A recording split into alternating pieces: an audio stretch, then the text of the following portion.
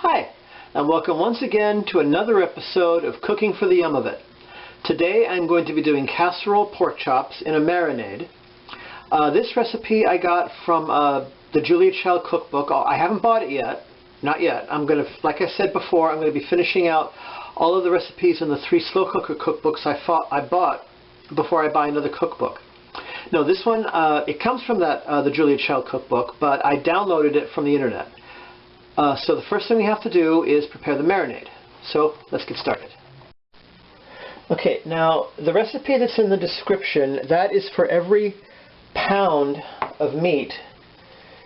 And I'm going to be preparing 4 pounds of pork chops. One pork chop for myself, 1 for each of my roommates, and the rest I can save and eat for later. So since it's 4 pounds and it's 4 1/4 pounds, excuse me, and it's half a teaspoon of salt for every pound of meat, I will be using 2 1/8 teaspoon.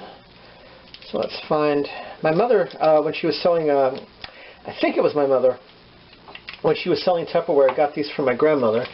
It could also have been my Aunt Ethel. I'll have to ask my my cousin Nisi. So that's 1. Oh, let's get this in the camera range. 2 and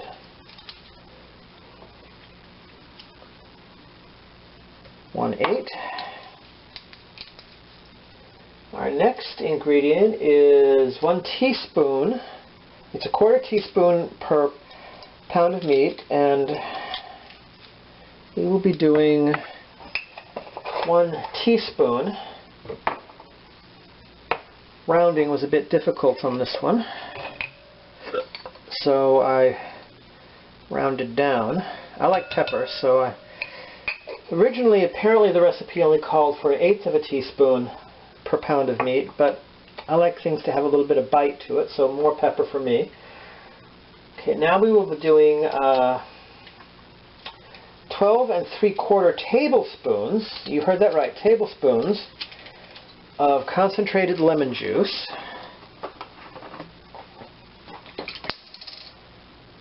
So I just hope I've got enough here.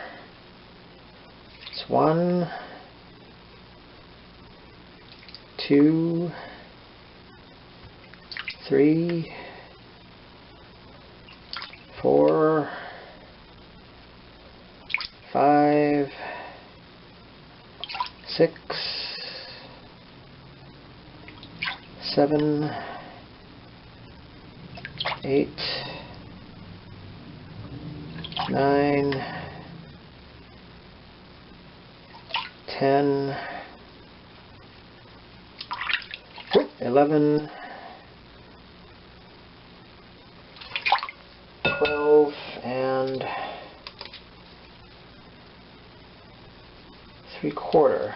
So if I remember my fractions from grade school, 1/2 plus 1/4, 3/4. Okay, now we have the same amount of olive oil. I'm going to need to get more lemon juice.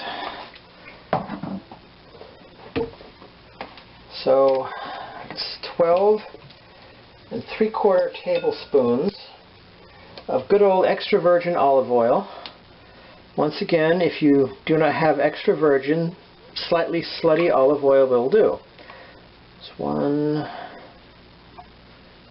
2, 3, 4, 5,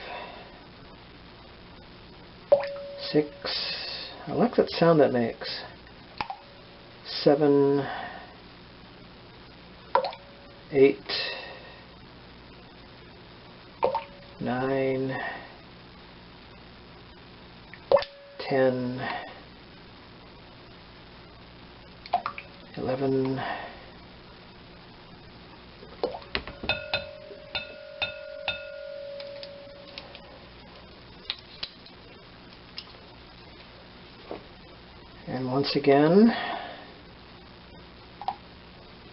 1 1/2 plus 1/4, and if a little bit extra gets in there from the pouring, don't worry about it. Put the cap back on the olive oil. Okay, now we go to get ourselves a paper towel so we can dry off the tablespoon.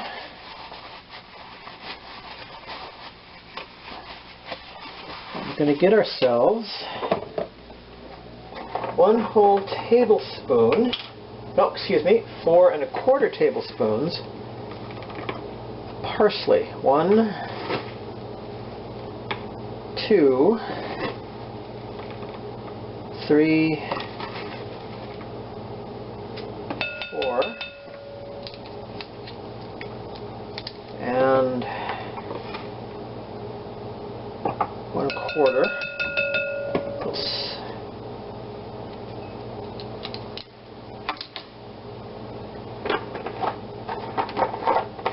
And now my favorite seasoning, because I've got so much of it, herbes de Provence. So these are sort of, I suppose, Provençal pork chops. We only need 1/4 teaspoon of that. Very aromatic, very good flavor for these. And you don't want to use too much. Okay, now set this aside just temporarily while we prepare our garlic.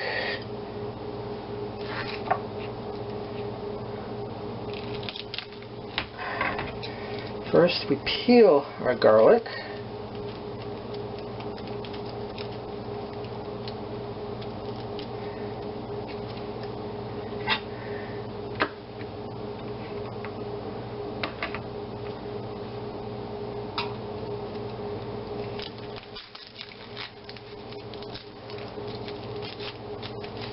Okay, this one I slightly crushed when I was breaking up the garlic cloves off of the head of garlic. Do you call it a head of garlic? Yeah, I suppose. The head of garlic. And it didn't quite work out. And that's a big size clove. Now, my birthday was back in June, but you know, Christmas isn't too far away. And if anyone wants to send me a Christmas present, I would not say no to a garlic press. Because, you know, garlic is culinary gold.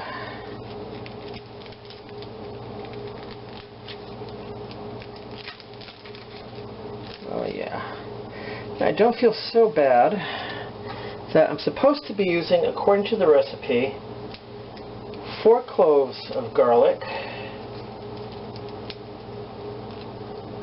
Because I've only got 3, because, you know, like I said, I don't feel bad. I need to get more garlic. If I'm going to be doing all this cooking, I need a lot more garlic. These are such large cloves, these 2 here anyway, that I'm sure that'll make up for the number, the quality versus quantity situation. And like I said, I don't have a garlic press, so I don't know how well mashed these are going to be.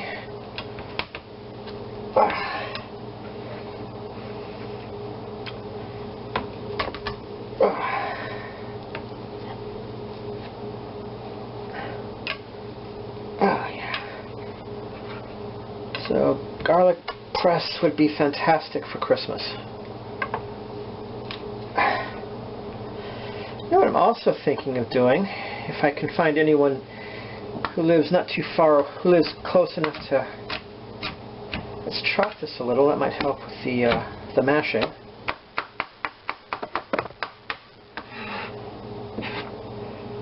Is maybe I can invite some of my friends from the SGMC, Sacramento Gay Men's Chorus, and it could be like a dinner guest.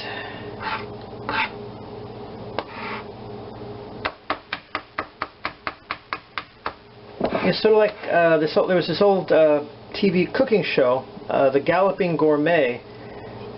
At the end of every episode, when he would finish cooking, he would invite a member of the studio audience to dine with him. I remember wishing I could have been in that studio audience, so I could have maybe gotten to eat. But I was just a kid, and sometimes things just don't work out as we wish. Okay.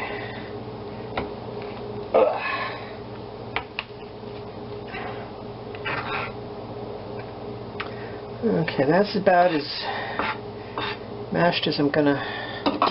Let me take one more look. I could have sworn...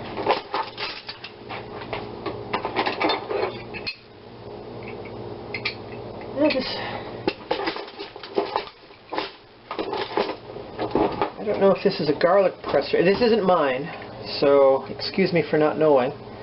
That might work to press the garlic, so maybe it is a garlic press. Now, this one belongs to my roommates.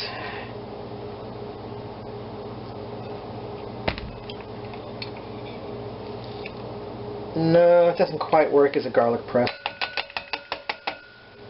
Or if it does, that's just I'm not doing it right.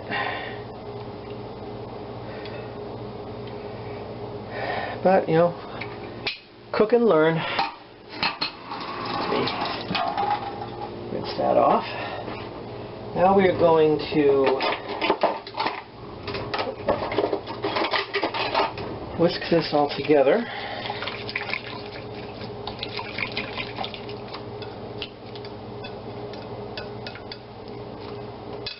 Now let me put you on hold for a second. Okay, now the reason I put you on hold is, well, first let me make sure I'm in camera, is first, let's pour in our marinade.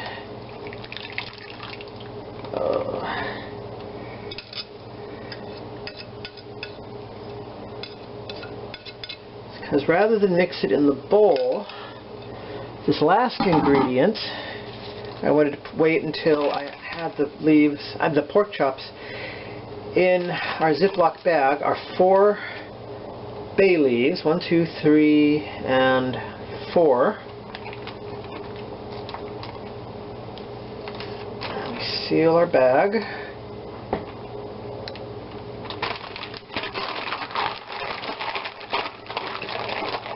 Okay, let's toss that around a bit. Now, this has to marinate for a minimum of 2 hours. But I'm going to be going to a choir practice, so this is going to get marinated a little bit longer than that. But that's cool. I don't want that much air in there, so let's... Oh, didn't mean for it to open all the way.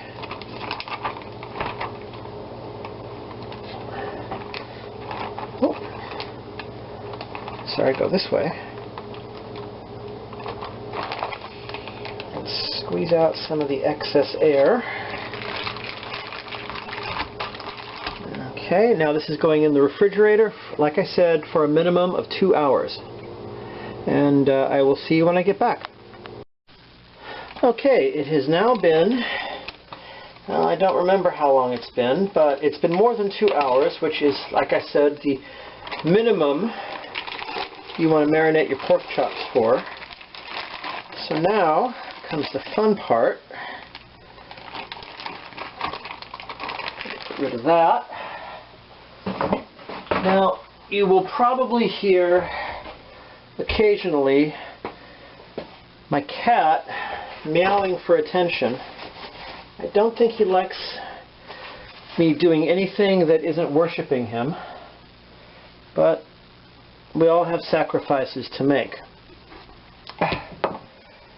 His is going to be not always being the center of attention when I'm cooking. Okay, so now we're going to dry the pork chops. It's very important. If you don't dry your meat, it will not brown properly.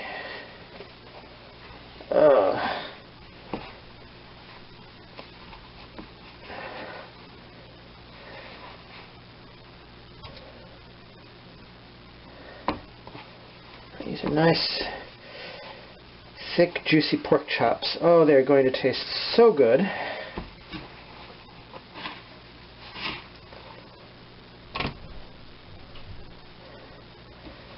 So let's jump ahead. Okay, now you take some food safe kitchen twine. There, I got it out. And you, not too tight, you just want to properly shape your chop. And now we're going to do this to all the others, which you don't really need to worry about. So let's skip ahead. Okay, what we got in the big skillet, which can also double as a casserole, is 4 tablespoons of bacon fat that I've been saving from my cooking of bacon, obviously. So let's turn this up to medium heat. Oh, come on. There we go. Now we're going to wait for the fat to not only melt, but till it reaches a moderately high heat. Oops, sorry about that. And then we will start adding the pork chops. I think I could probably fit 2, maybe 3 in at a time. You don't want to put too many in, or else the meat won't brown. It will more steam than brown, and we want to brown our meat, not steam our meat. So let's skip ahead now. I forgot to mention another thing I need to do is preheat the oven to 325 degrees. Okay, you can only fit 2 at a time. We're going to cook these brown them, for about 3 minutes per side. And I'm going to transfer them to the plate while I cook all the others. So let's just skip ahead until I've gotten all 6 of the pork chops cooked. Oh, I don't know if you can hear this above the pan, but if you ever really listen to meat cook, the sound is like rain falling on the ground. It is so beautiful.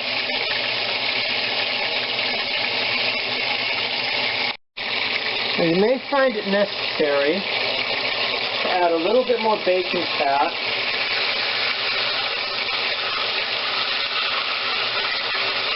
If it's necessary, do it. Nothing wrong with adding a little bit of extra bacon fat. Like butter, bacon, and bacon fat makes everything better. Another thing you'll want to do, if you notice your pork chops starting to get too brown, is turn down the heat slightly. I have to sit at number 4, I mean 5, but now I'm turning it down to number 4.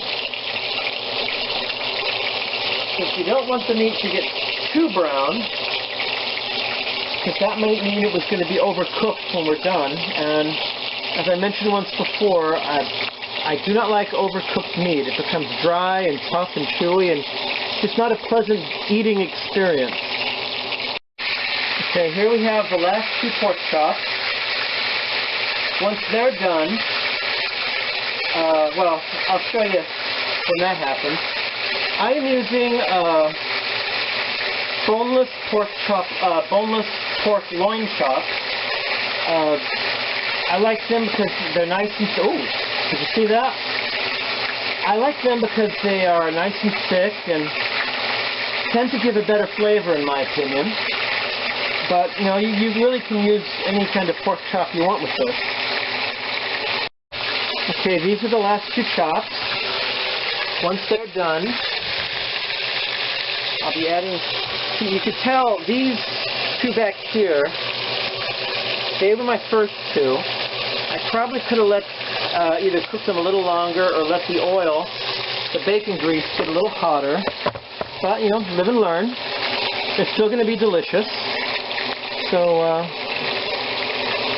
it'll be done in about 2.5 minutes, and then they'll be ready for the oven. Okay, time's up on our last 2 chops here. First thing you do, even before I took out the chops, or even turned on the camera, was to turn off the heat. Anyone who's ever cooked with grease or oil or anything like that will know that safety first. Now, let's get this into position. I'm going to pour off the oil and the grease. Now look at all those delicious brown bits we're going to get later for the sauce.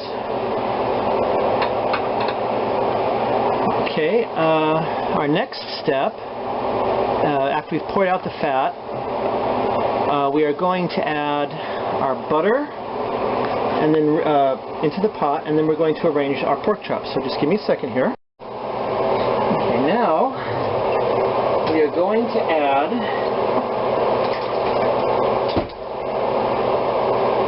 one teaspoon, or the equivalent of 2 cloves of some of our freeze-dried garlic here, and 2 tablespoons of butter.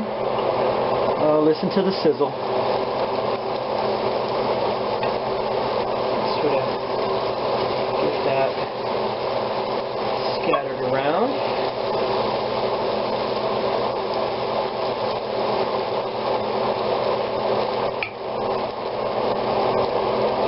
Now we arrange our pork chops. They will slightly overlap. It even says that in the recipe, so don't worry.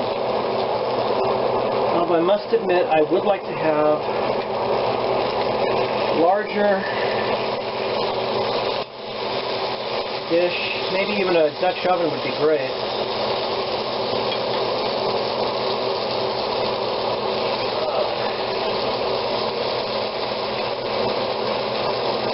Cover our dish, and now we put it in our 350 degree preheated oven.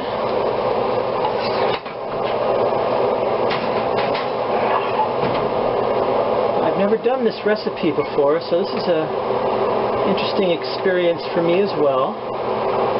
We're going to put it in for 25 minutes, and then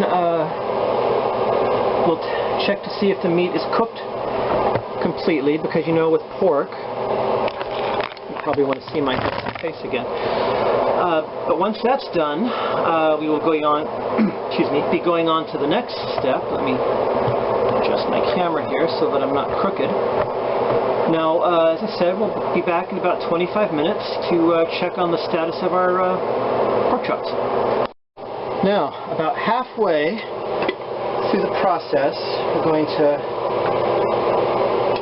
turn our chops around.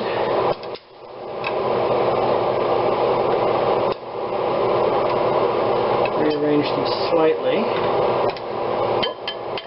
Get in there. You know what I was thinking a couple of days ago? My videos might be a lot better if I could find someone to act as my cameraman.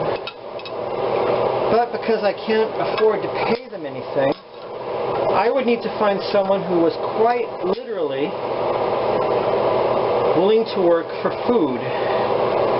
So if there's anyone out there who might be interested, please feel free to comment below.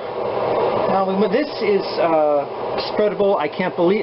Sprayable. Sorry, I can't believe it's not butter. We're going to give this another. Give this a little squirt here. Now we're going to put this back on. Get my other oven mitt because it was really hard to take this out one-handed. Oh, this goes back in the oven. Another 7 or 8 minutes, maybe a little bit more. Now, I didn't show you the preparation because that was in a previous video, but as a side dish I am making my hot buttered cabbage because it goes really well with pork, I think. But you know, you can add any vegetable side dish that you want, really. That's all up to you. Now, the reason I used the spray margarine was because, try as I might, I looked everywhere today, I cannot find my basting brush. What you're supposed to do is use the liquids, the butter, the juices from the pork chops, everything that's accumulated in your casserole, to baste the pork chops halfway through. Like I said, I cannot find my basting brush for love nor money, so I had to improvise, and really, if I didn't tell you that it was just an improvisation, you would never have known. But this stuff comes in handy for emergency situations. Okay, my pork chops are now out of the oven. Now we're going to test whether or not they're done. So I'm going to take this little bad boy right here. Now, all of the string will be taken off when it's time to serve. What we're going to do is make a little test cut, and we'll know that it's done if the juices run clear with no touch. Oh yeah. Yeah, that looks good. Now this is one of the lighter chops that I did, so now we're going to take our serving platter,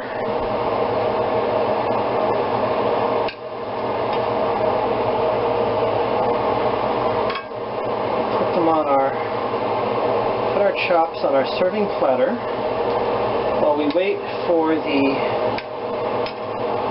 cabbage to cook. And for our next step in making these delicious, yummy pork chops. Let's get this out of the way. Well, actually, I was going to, as I said, might as well do that now. Take off our kitchen twine.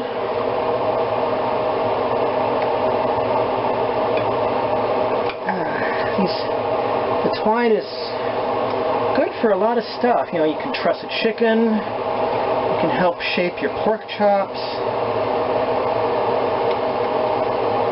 you can tie up brown paper packages, although, like I said, this is food quality twine, not packaged twine. But still, you know, brown paper packages tied up with string. Not exactly one of my favorite things. I would prefer the pork chops. Okay, I think that's all of our twine. The twine is mine. It is not thine.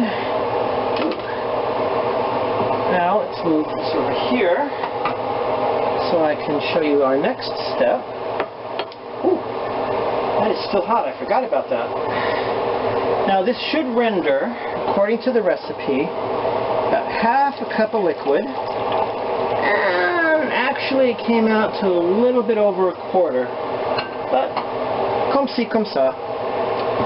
Now what we're going to do is get my non-meltable metal chopsticks. Now we're going to take, okay, where does it say here? Excuse me for a second here. All but 2 tablespoons is going to go back, 2 tablespoons is going to go back into our pan here. Now, even with Julia Child, I like to experiment with my recipes. Her version, let's move the into view. Let's get this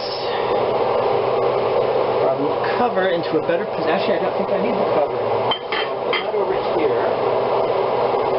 One of the things I like to do, like I said, is experiment. So instead of the white wine or brown stock or vermouth or anything, ooh, look at that. Did you see that? That is so cool. Don't worry. The alcohol will burn off and it'll stop being on fire. That is actually so cool. I swear, I have never done that before with my cooking. That is so totally awesome. But while that's doing that, and again, the pan is still very hot, I'm going to, ooh, don't worry.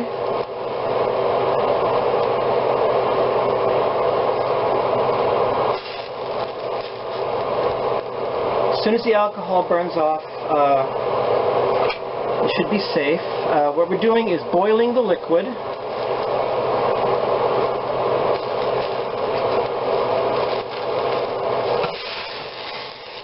Oh my. I'm beginning to wonder if that was such a good idea.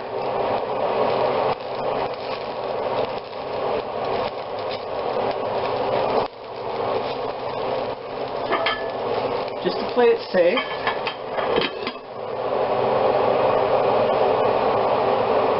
Take away its oxygen supply, fire won't burn. I remember that from home ec when I was in junior high. Now, what we're doing now, that it's not burning or on fire, although I still think that was pretty cool. Oh, sorry, you're not in camera position. What we're doing now is scraping up the brown, the crunchy brown bits for all that lovely flavor. And we're going to let that burn down till it's reduced by about half.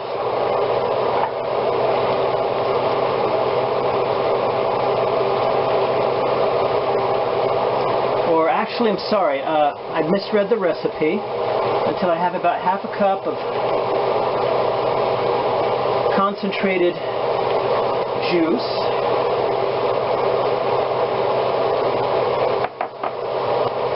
That was 1 cup of, I used half a cup of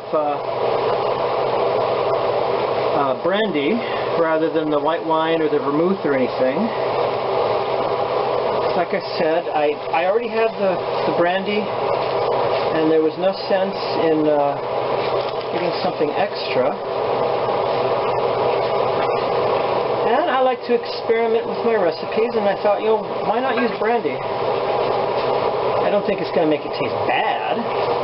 Certainly different. And I'm sure even this child would have approved with a little occasional experimentation.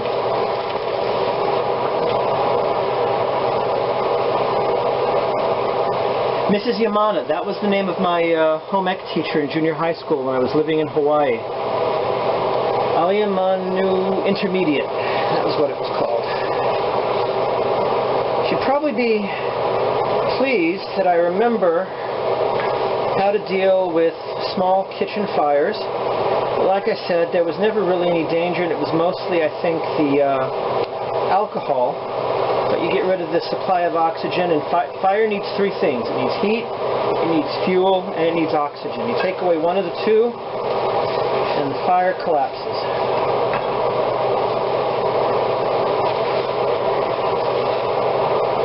Okay, now I'm supposed to get half a cup.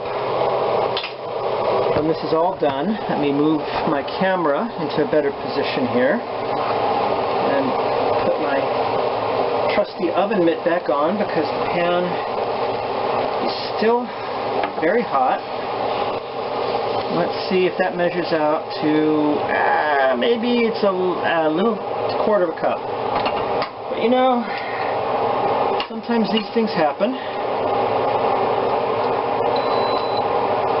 Okay, we've got 6 minutes until the the cabbage is ready. And I missed, oops, sorry about that. I missed one of the strings on my pork chops.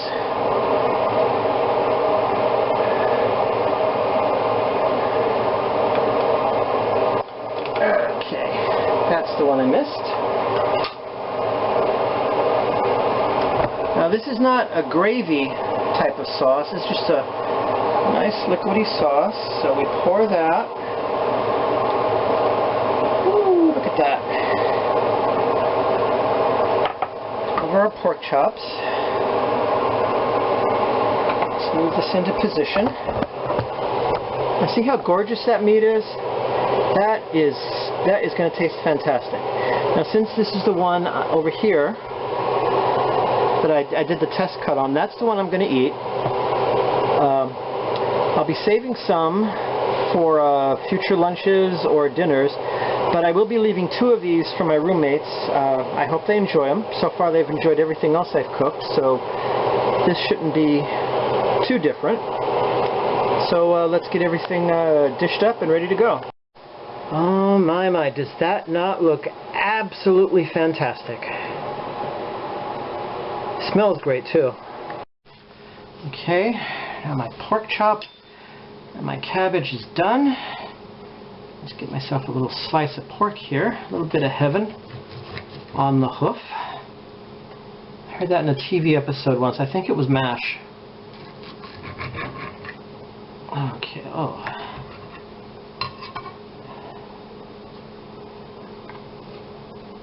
Mmm. Mmm.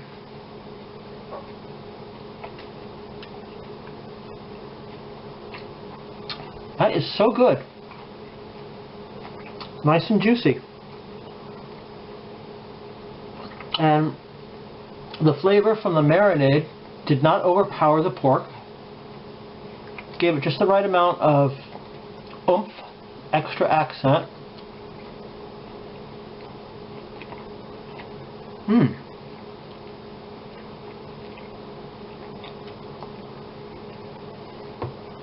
Definitely a dish I'm going to make again. Oh, that was just too good for words. And of course, I've made the cabbage before. Mmm. And it does indeed go very well with the pork. Well, there you have it. Julia Child's pork chops a la Wesley. I hope you enjoyed this particular episode. If so, please like, subscribe, and comment. And if anyone out there knows anyone who is literally willing to work for food in exchange for being my cameraman, get back to me. Till then, always remember, eat and enjoy.